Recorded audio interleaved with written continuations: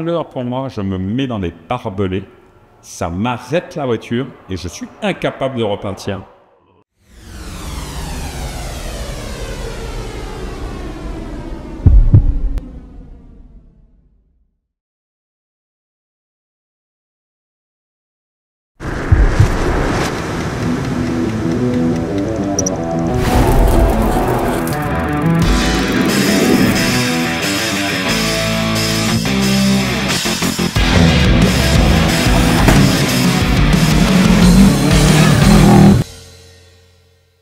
Yannick Simon, c'est un grand plaisir de vous accueillir aujourd'hui sur le pôle mécanique à la Cévennes. Est-ce que je peux vous demander de vous présenter mutuellement? Vous l'en avez. Toujours facile, hein. Il préfère toujours que ce soit moi qui commence. Bon, alors présenter Yannick. Yannick est un copilote professionnel qui fait certainement partie des meilleurs copilotes français actuellement en activité. Il a un palmarès assez long, mais ses derniers résultats de ces dernières années étaient plutôt en championnat de France ou en championnat du monde, et notamment aux côtés de Nicolas Siamet. J'ai eu le plaisir de collaborer avec Yannick pendant une ou deux saisons en tant que copilote ouvreur, puisque j'ai été de longues années l'ouvreur de Sébastien Ogier, et j'ai eu le plaisir de collaborer avec ce grand professionnel et également faire un rallye avec lui à la Martinique l'année dernière, d'où l'idée de poursuivre notre petit bonhomme de chemin et essayer de continuer à se faire plaisir et prendre du bon temps. Voilà. Un portrait qui vous sied? Un portrait qui correspond pas mal à, en tout cas, à nos dernières années de collaboration. Pour Simon, moi, ça va être un peu long, parce que c'est pas un petit son âge. Ça va être un petit peu plus long, mais on va essayer de faire bref quand même. Moi, Simon, en fait, je le connais depuis tout petit, mais lui ne me connaissait pas encore. Simon, je le suivais dès que j'ai découvert les rallyes en 99. C'est le fruit du hasard a fait que j'ai vu mon premier rallye quand il a fait son premier rallye en championnat du monde en tant qu'officiel chez Ford à l'époque, au Monte Carlo 99.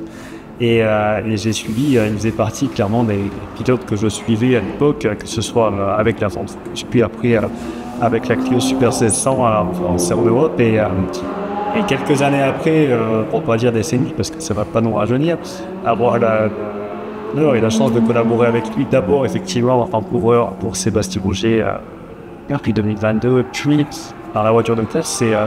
C'est un vrai privilège pour moi, et c'est une façon de prendre un peu de son expérience pour toujours pouvoir s'améliorer dans ma propre carrière. Donc voilà.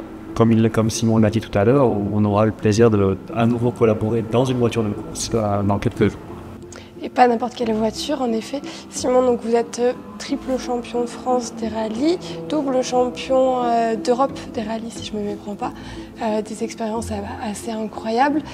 Comment ça s'est passé, ces titres? Qu'est-ce que vous avez pu en apprendre à l'heure actuelle, avec du recul? D'abord, j'apprends beaucoup aux valeurs du sport en général, et je suis convaincu que ces valeurs, que ce soit dans notre vie privée et professionnelle, nous apportent des bases qui sont extrêmement importantes pour la suite de notre vie de manière générale. Ensuite, ces titres, d'abord, je les ai obtenus, c'était le fruit de beaucoup de travail, une belle équipe autour de moi, et au fur et à mesure que j'ai réussi à gagner ces quelques titres, c'est vrai que la confiance, la détermination, la rigueur, etc. est venue avec. Mais voilà, bon, je dirais que j'ai quelques beaux titres, mais je ne suis pas non plus champion du monde. Et comme toute personne exigeante que je suis, ça n'a duré qu'un temps. Et donc, j'ai arrêté ma carrière de sportif suite d'ailleurs à un accident pour me reconvertir dans l'entrepreneuriat. Avec les mêmes difficultés que j'ai rencontrées dans le sport. Donc voilà, c'est de très belles expériences, c'est des beaux souvenirs, c'est de belles anecdotes, c'est des liens d'amitié, et notamment lorsque je reviens en arrière avec la Subaru. Aujourd'hui, j'avais 3 personnes que je connais depuis plus de 20 ans, avec qui on a gardé d'excellents rapports, et c'est des choses fluides, donc ça fait extrêmement plaisir de voir que le sport, la passion, le respect et toutes les valeurs qu'il y a autour font qu'on peut encore, 30 ans après, sans se voir pour autant tous les jours, partager des moments sympathiques ensemble.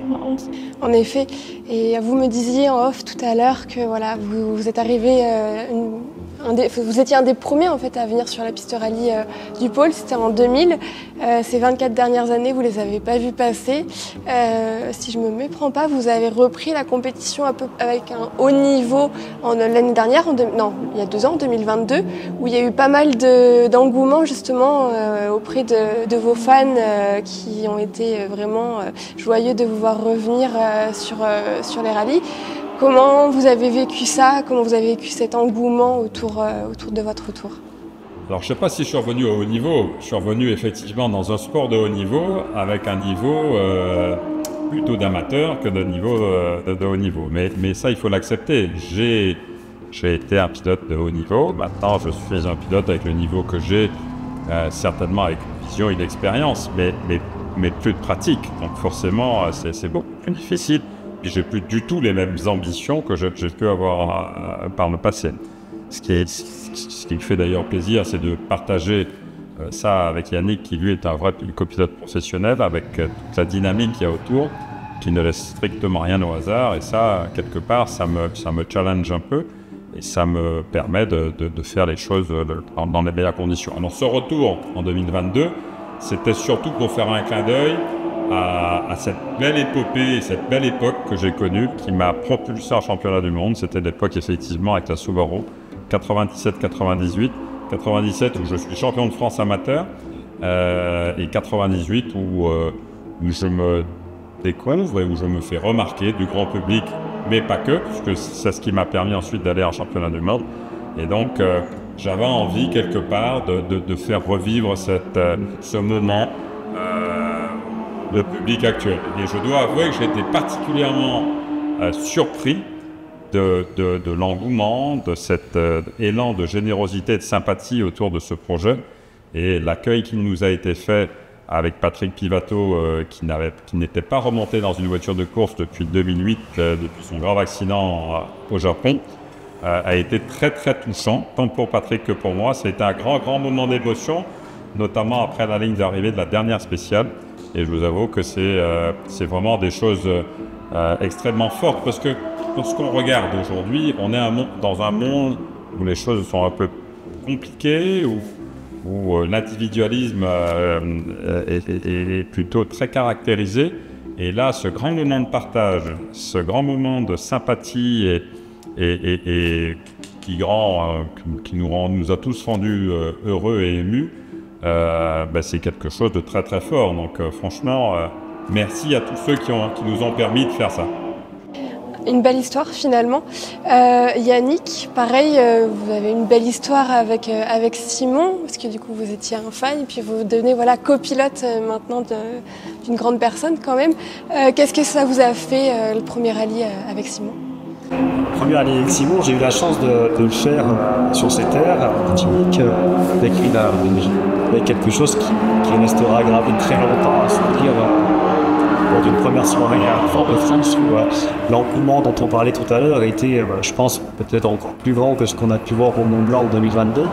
Et effectivement, Simon, au-delà de ce qu'il peut dégager sur notre territoire en France, mais en tout cas en métropole, ce qu'il représente en Martinique, c'est quelque chose de vraiment très fort. Et cette soirée était assez inimaginable en fait, elle est compliquée à décrire, et j'ai eu cet honneur et cette chance de la partager avec lui. Mais alors, ça s'est arrêté un peu prématurément le sportif, le sport a pris le dessus forcément, mais en tout cas c'est un plaisir de continuer à collaborer avec lui, avec des objectifs un petit peu différents de ce que je peux faire en championnat du monde, mais en tout cas c'est ce partage de valeurs, d'humilité, d'exigence aussi. Je pense qu'on a un petit peu la même façon de voir les choses, et c'est aussi pour ça qu'on finalement depuis 2022, je parle un peu pour lui en même temps, on collabore ensemble. Je pense que ça fonctionne plutôt bien, donc c'est un mélange de plaisir, d'apprentissage à ses côtés et de partage, parce que comme il l'a dit à l'instant, Simon est quelqu'un de très fédérateur, et forcément autour de lui il y a toujours beaucoup de personnes, parce qu'il est moteur et parce que forcément on a envie d'aller vers lui, d'aller avec lui. Donc c'est ça qu'on va continuer à faire dès cette semaine. Oui, dès cette semaine en effet. Là vous êtes venu sur le pôle avec une voiture qui est dans une catégorie plus ou moins historique quand même, qui a aussi une grande histoire. Yannick, je fais une petite parenthèse, vous avez quand même terminé 4e cette année au Monte Carlo. Un beau résultat, du moins j'imagine pour vous.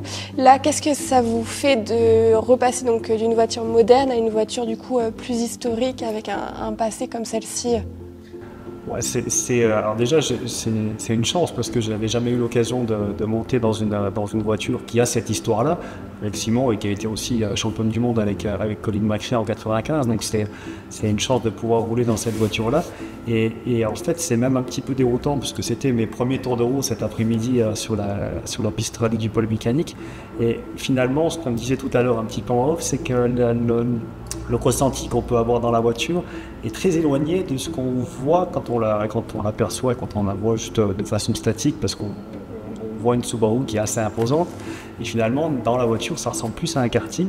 Mais ça m'a rappelé finalement plutôt les vidéos que je voyais de Simon à l'époque, où une voiture très vivante, difficile à faire vivre aussi, il faut pas mettre tout sur le compte de la voiture, et très plaisante en termes de sensations à l'intérieur, assez... pas à l'opposé, mais assez éloigné en tout cas de ce qu'on a comme voitures de course aujourd'hui en rallye qui sont très efficaces, mais aussi très aseptisées. On n'a plus ces voitures très vivantes comme ça. Là, on la sent, enfin, tout est vivant dans la voiture, et c'est vraiment du plaisir. Je pense qu'on va prendre du plaisir dans la séance qui arrive. Simon, cette voiture, est-ce que vous pouvez nous la présenter? C'est une voiture qui a été homologuée, je crois, en 1993 ou 1994. C'est une voiture qui a à peu près 27 ou 28 ans. C'est un 2 litres 4 cylindres à plat, donc ça fait environ 315 chevaux, une boîte 6 à crapaud. Son poids doit être de 1230 kg, puisque je crois qu'on a pris un peu de kilos entre-temps. Non, ça a toujours été 1230, oui, toujours 250. Voilà, comme dit Yannick, c'est une voiture extrêmement vivante par rapport au... Moi, j'ai eu la chance aussi de conduire les Rallye 2, ça n'a rien à voir, c'est un autre monde, c'est une autre génération.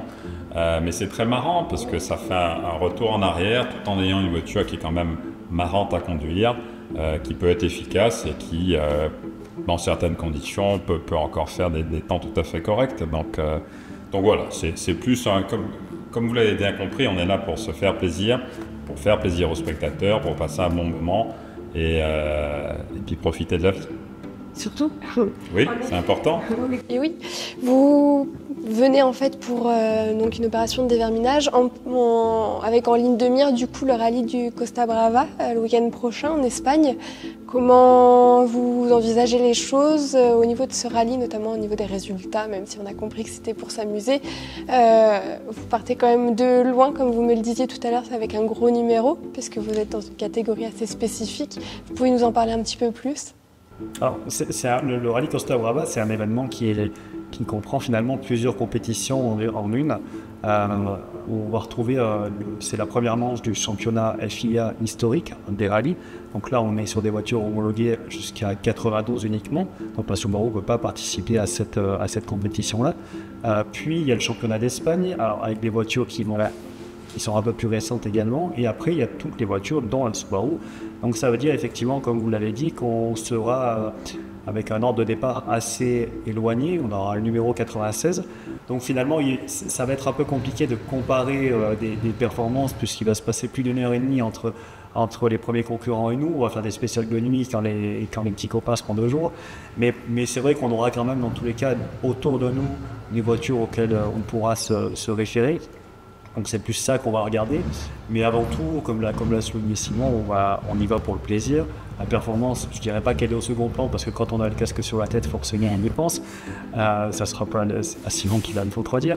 Mais voilà, ça sera un petit peu compliqué de se situer si on parle d'un classement général, parce qu'il n'existe pas vraiment. Mais par contre, on va faire dans tous les cas de notre mieux, et prendre du plaisir et faire plaisir aux spectateurs. Parce qu'une fois de plus, c'est un moment de partage qu'on doit partager avec tout le monde. Vous voyez, c'est la première fois personnellement que je pars à un rallye sans savoir où je vais. Alors oui, je crois que j'ai fait quelques spéciales il y a quelques années en arrière. Mais vous voyez, c'est plutôt très sympa de partir, de ne pas savoir contre qui on va se battre, comment, où, dans quelles conditions. Enfin bon, voilà. C'est vous dire le niveau de détachement, mais de grand plaisir que personnellement je cherche et que je vais partager avec Yannick et toute l'équipe. Et puis on verra bien ce que ça donne. De toute façon, vous savez, c'est un grand privilège que de pouvoir faire ça. Et il ne faut surtout pas l'oublier. Donc on va pas se prendre la tête. Pour autant, on va essayer de faire ça le mieux possible. La preuve, c'est qu'on est venu déverminer la voiture ici et vous nous avez gentiment accueillis et je vous en remercie encore. Et ça nous a permis de voir qu'il y avait un petit souci, de regarder deux petites bricoles. Et dès la semaine prochaine, on se fera plaisir. Ensuite, pour le reste, et en fonction de l'emploi du temps de monsieur qui est un copilote professionnel et qui est très occupé, et du mien en tant qu'entrepreneur, forcément j'ai beaucoup de travail aussi, mais on espère bien faire quelques rallyes cette année pour le plaisir. Et j'en ferai certainement un autre avec Patrick Pivato, avec qui j'ai roulé très longtemps avec la Subaru, et j'espère faire un autre rallye cette année avec Patrick dans la Subaru. Comment vous voyez, parce que vous avez une longue carrière, Simon, dans le rallye, Yannick, vous avez une carrière un peu plus courte, mais comment vous voyez l'évolution du rallye sur les prochaines décennies? Je vais commencer. Politiquement correct, tu préfères que ça soit moi? Non, je pense que le sport automobile, depuis qu'il existe, ça a toujours été un laboratoire pour les véhicules de série et pour l'industrie en général, et il va le rester.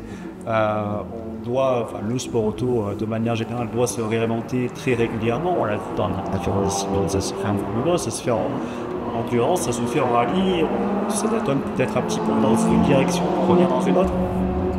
Je suis quelqu'un de nature assez optimiste et je pense qu'on devra aménager certaines choses, mais c'est important d'avoir cette notion de laboratoire dont je parlais juste avant pour notamment remettre un petit peu sur les voitures de série tous de nouveaux éléments de sécurité qui sont testés en compétition.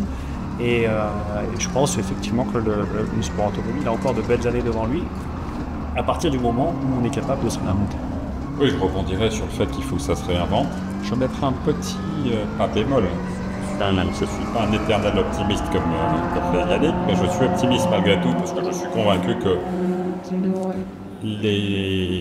le lissage de ce qui se passe aujourd'hui montre que la vie est fade et les gens ont besoin et ont envie de vivre des choses un peu entre guillemets folles.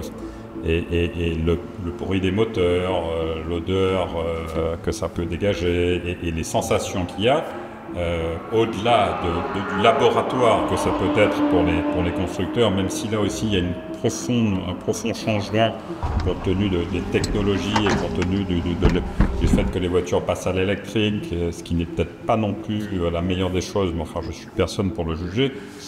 Mais en tout cas, je suis convaincu d'une chose, c'est que si on devait prendre le sport auto de manière générale, il continue forcément à faire rêver des gens, il continue à être un vecteur qui peut permettre de vendre des voitures, mais forcément il faut qu'il se recrée. Si je prends le WRC qui est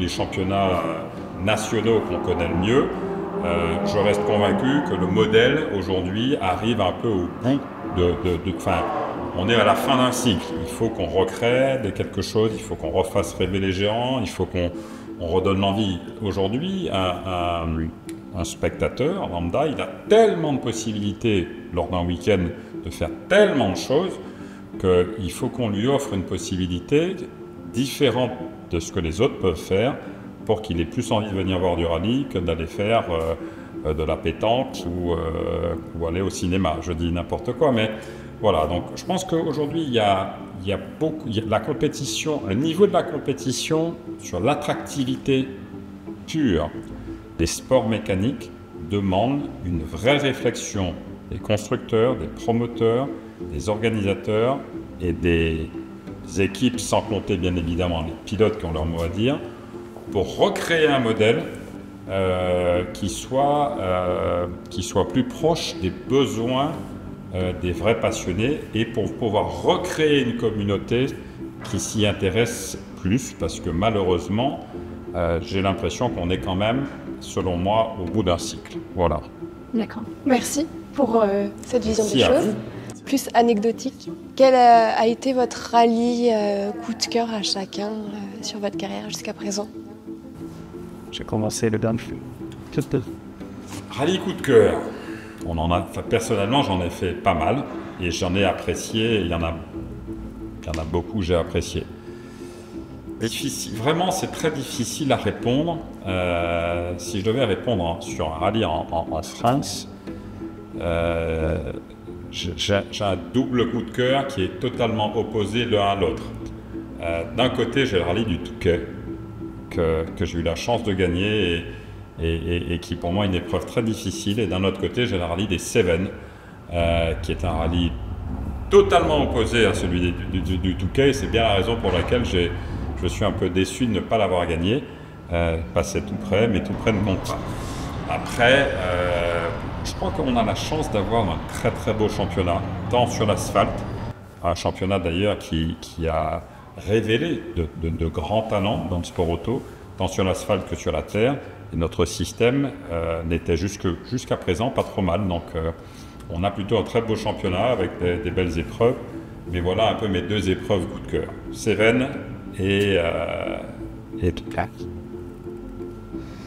On va essayer de faire autant bref que Simon, mais c'est vrai que c'est pas facile de détacher un souvenir ou une épreuve en particulier.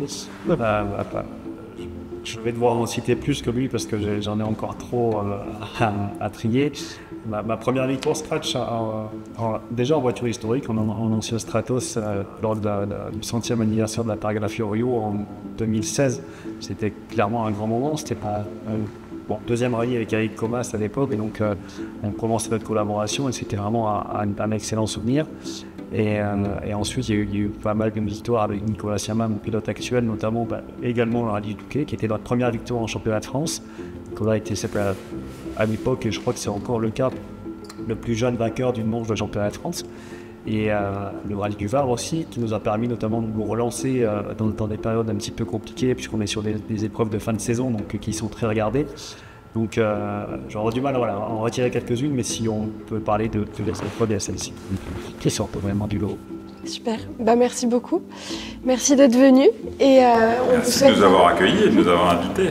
Et on vous souhaite du coup un très beau rallye pour le week-end prochain. Merci. Merci à vous.